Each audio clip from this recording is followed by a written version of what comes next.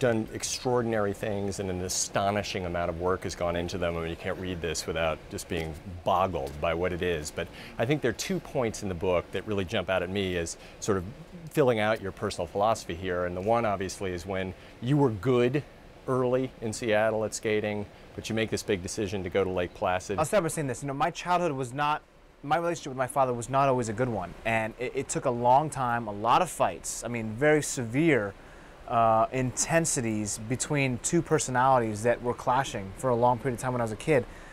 My dad basically forced me to go to New York to train. He said, this is an opportunity. He didn't know that I was going to, become a world champion or become an Olympic champion. He had no idea I was ever going to step foot on the podium.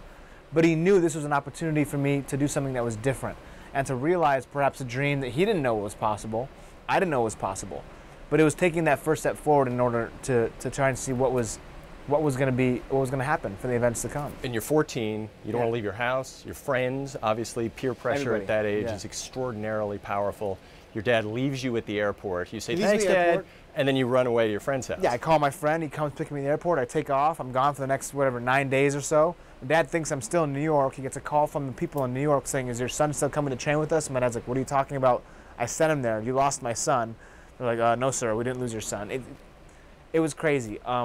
Needless to say, the second time I went there, the second time I went to the airport, my father parks the car and walks in with me, walks me through the gate, sits me down in my seat, and then sits down next to me. And I'm like, oh, he's coming with me this time.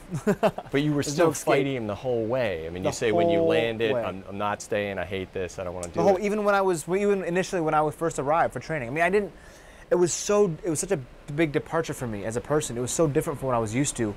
And I just had this thing in my head that I wanted to do what I wanted to do, and I thought I knew everything, you know? I was so defiant and so adamant against my dad.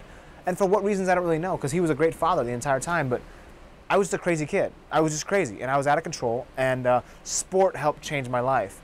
And luckily, I found kind of peace and solace in the sport.